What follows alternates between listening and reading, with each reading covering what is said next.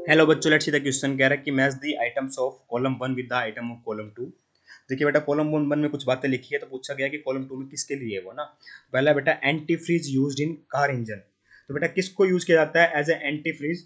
तो हमारे जो एंटी फ्रीज यूज किया जाता है बेटा, वो किसको यूज किया जाता है?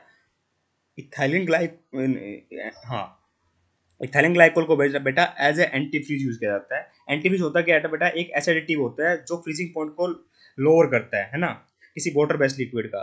तो ए का क्या आ जाएगा बेटा? टी आ जाएगा। तो ए का टी यहाँ पर है, यहाँ पर है, यहाँ पर है, यहाँ पर सब में ही है बेटा, तो ए का तो टी आएगा।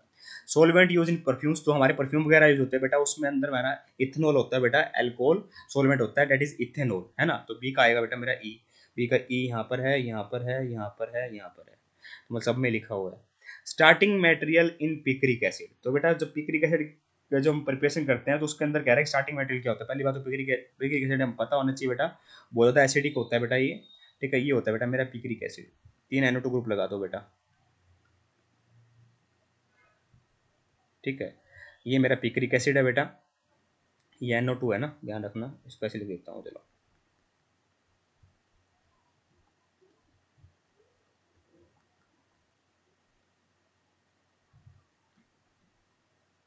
ठीक है, तो स्टार्टिंग मेटल क्या होता है बेटा? मेरा इथेनॉल होता है। सी का क्या आएगा बेटा मेरा? ये मैंने बी का, हाँ सॉरी, इथेनॉल कह रहा हूँ। स्टार्टिंग मेटल बेटा मेरा ये पिक्रिक एसिड है, इसका फिनोल होता है बेटा। कौन होता है? फिनोल। तो क्या आएगा बेटा मेरा? सी का क्या आएगा? ऐसा आएगा, सी का एस। वन और थर्ड ऑप्शन में है बेटा, तो सेकंड और फोर्थ हो गए मेरे आउट। फिर कह रहा है वुड स्प्लिट, तो एज ए वुड स्प्लिट बेटा किसको, वो किसको बोला जाता है बेटा? Would split. वुड स्प्लिट बोला जाता है बेटा मेरे मिथेनॉल को।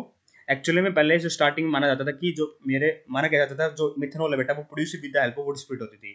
वुड की हेल्प से बेटा वो कहते हैं कि प्रोड्यूस होती थी, तो इसलिए इसको बेटा वुड स्प्लिट भी बोला जाता है। किसको? मिथेनॉल को। तो डी का आएगा बेटा मेरा आर। ठीक है, क्या आएगा बेटा मेरा? डी का आर आएगा। ठीक है, जो मिथेनॉल होता है बेटा वो हमारा CH3OH होता है। ठीक है, और इसको ही बोला जाता है बेटा वुड स्प्रेड, क्योंकि ये एक्चुअली में डिस्ट्रक्टिव डिस्टिलेशन करते थे वुड की, उससे प्रिपेयर होता था। और डी का आर कहाँ पे है देखिए, सी का एस था, डी का आर। तो 1 और 3 ऑप्शन चेक करना है मेरा। डी का आर यहाँ पर भी है और यहाँ पर भी है, तो ए का चेक करते हैं। Reagent used for detection of phenolic group, तो फिनोल को बेटा डिटेक्ट करने के लिए हम क्या यूज करते हैं? Natural neutral official natural sorry neutral official solution use कर रहे होते हैं बेटा, जिससे वोलेट कलर आता है और कंफर्म कर देता है हमारा कि फिनोल प्रेजेंट है। तो ई का क्या आएगा बेटा? पी आएगा। तो ई का पी कहाँ पर है? यहाँ पर क्यों लिखा हुआ है, यहाँ पी लिखा हुआ है, तो ये भी आउट हो गया बेटा। तो ऑप्शन नंबर 30 करेक्ट होगा इसका मतलब। एप कहता है by product of soap industry cosmetic, बेटा ग्लिसरॉल होता है। जो सोप बनाते हैं तो उसमें जो बाय प्रोडक्ट बनता है बेटा वो ग्लिसरॉल बनता है। क्या बनता है? ग्लिसरॉल बन रहा होता है। ठीक है, तो ग्लिसरॉल की स्ट्रक्चर क्या होगी बेटा? देखिए ध्यान से, इस तरीके से होती है मेरी ग्लिसरॉल की स्ट्रक्चर। 3 कार्बन होंगे बेटा यहाँ पर, OH, यहाँ OH और यहाँ OH, ये CH2OH, CHOH और CH2OH। तो ये बाई प्रोडक्ट बनता है बेटा जब सोप की हम फॉर्मेशन कर रहे होते हैं ना। तो एफ का क्या आएगा बेटा मेरा? क्यू आएगा। तो एफ का क्यू यहाँ लिख रखा है, तो option number 3 is perfectly correct here. I hope you understand the answer. Thank you so much.